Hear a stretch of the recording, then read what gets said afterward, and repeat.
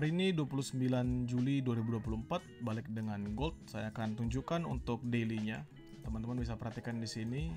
There's upside ya, upside potential dari gold ketika dia drop dan dia mampu bertahan. Tapi di sini teman-teman jangan risau ya.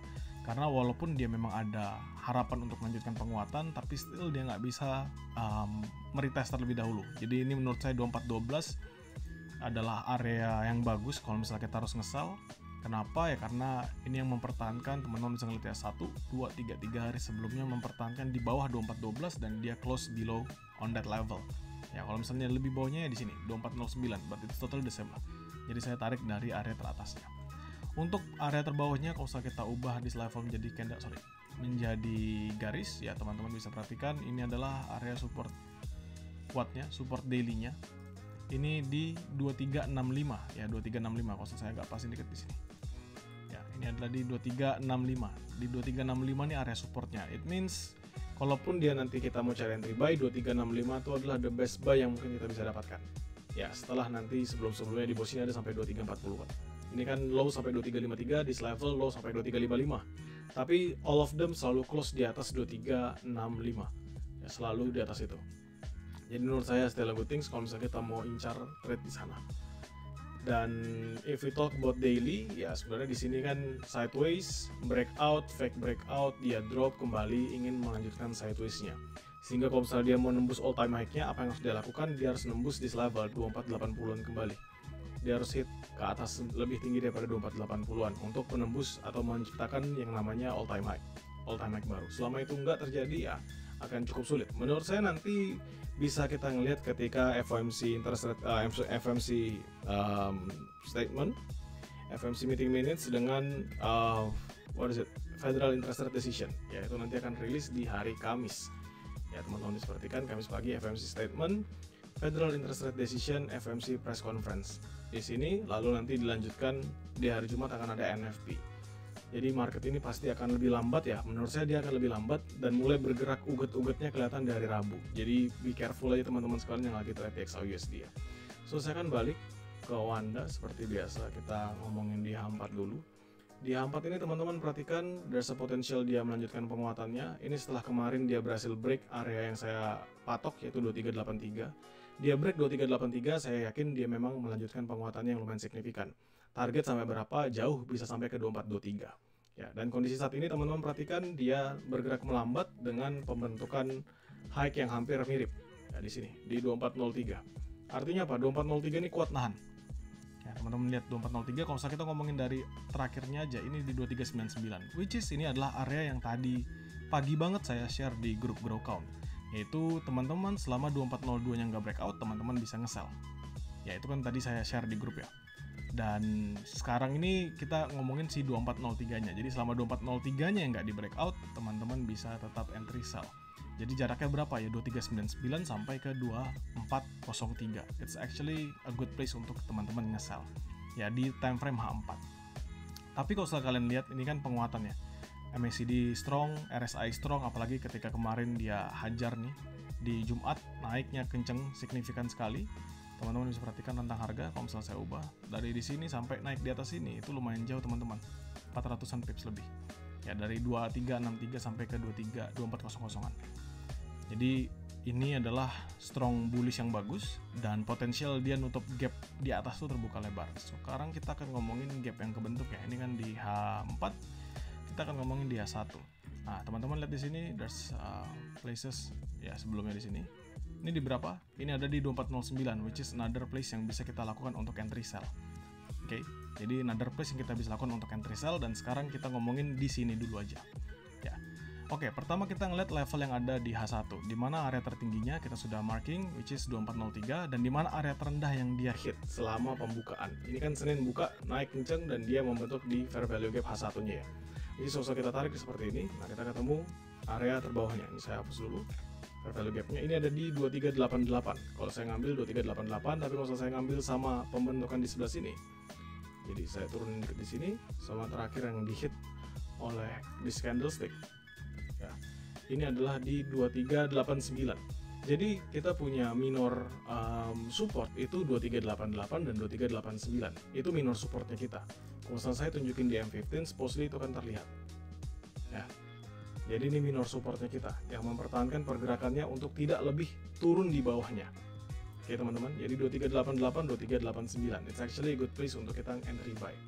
Ya.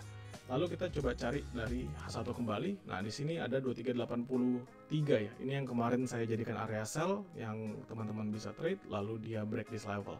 So, this one menjadi base ya. Ini jadi area di mana kita bisa entry juga nanti kalau misalnya dia masuk dan drop ke bawah sana.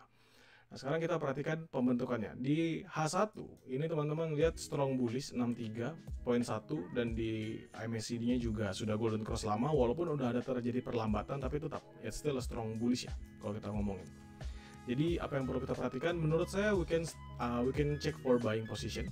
We can check for buying position apalagi ketika nanti 2399 ini ya 2401, 2402, 2403 ini breakout.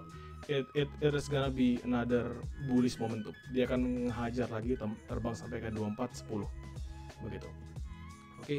Jadi ini patokan yang paling signifikan untuk kita sell high risk dengan nanti buy-nya ya buy-nya tinggal ngikut. Sebenarnya there's tons of level di sini. Kalau saya ubah jadi garis there's tons of level ya. Pertama di level dulu. Ini kan level barunya yang terbentuk ya. Teman-teman perhatikan dia nggak pernah close di bawah dari area tersebut ya. Sih, dia nggak pernah close nih. Saya taruh pas aja di sini. Nah, drop, nahan, drop, nahan, drop, nahan di sini. 2393. Saya catat dulu aja. 2393 ini sebagai apa? Saya anggap sebagai point of interest saja. Jadi seandainya 2393 ini nggak breakout, it's still going up. Ya, it will be going up, and going up. 2393-nya breakout, maka dia akan ngincar sampai ke 2388, 2389 lagi, which is ini masuk area buy kita tadi. Ya. Nah, sekarang yang teman-teman perlu perhatikan apa? Oke, satu, sell high risk kita ada di mana? Sell high risk kita tuh lumayan lebar, teman-teman. Jadi masuknya bolak-balik. Ya, sell high risk kita tuh lumayan lebar, masuknya bolak-balik. Kenapa saya bilang lebar? Karena dari 2399 sampai ke 2403. Jadi harus masuk bolak-balik, nggak bisa kalau teman-teman nahan. Nggak bisa kalau misalnya teman-teman, oh saya punya 2399, terus dia drop ke 2397, terus saya masih nge-hold 2399, itu sulit. Jadi masuknya bolak-balik aja, sisakan 1-2 layer semisal teman-teman entry untuk apa? Ya untuk pegangan. Tapi ini atas bawahnya lumayan signifikan ya, 2399 sampai 2403, lumayan jauh. Jadi teman-teman bisa re-entry dan re-entry dengan catatan 2403-nya nggak breakout.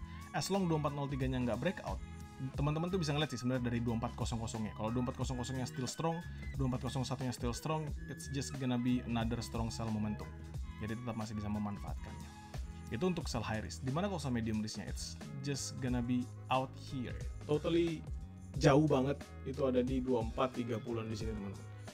Ya, ini adalah sell medium risknya saya. Di level break dia akan ngehit 2409, 2410. Ini mungkin saya akan kasih sell satu kali lagi. Dia break medium risknya ini yang baru saya tunggu. Kenapa saya yakin dia akan kuat? Karena seperti yang kemarin saya bilang, tapi di grup ini ya, di private mentorship, saya bilang bahwa ini ada momentum pembentukan. Kalau misalnya kalian lihat, kalau misalnya kalian lihat dari sini, inverted head and shoulders, top. Nah di level break kenceng dan dia akan still continue untuk melanjutkan penguatannya. Kita tahu dia nggak berhasil lanjutin penguatannya sampai kapan, King? Sampai 2381-nya breakout. Ya, 2381 breakout balik drop, itu baru kita tahu dia nggak bisa ngelanjutin bullish momentumnya. Sehingga 2381 ini akan menjadi buy medium risk saya. Ya, jadi 2381 buy medium risk, buy high risk-nya kita itu sebenarnya jauh ya, jauh. Kan sekarang 2393 ini cuma patokan aja. Jadi ini mungkin buy scalping 2393 sampai 2390-an itu buy scalping. Buy high risk-nya kita tuh 2389, 2387 selama 8-nya, kan ini ada 2388, selama 2388 nya tidak breakout dan as long dia masih terus bullish maka kita akan ikutin terus.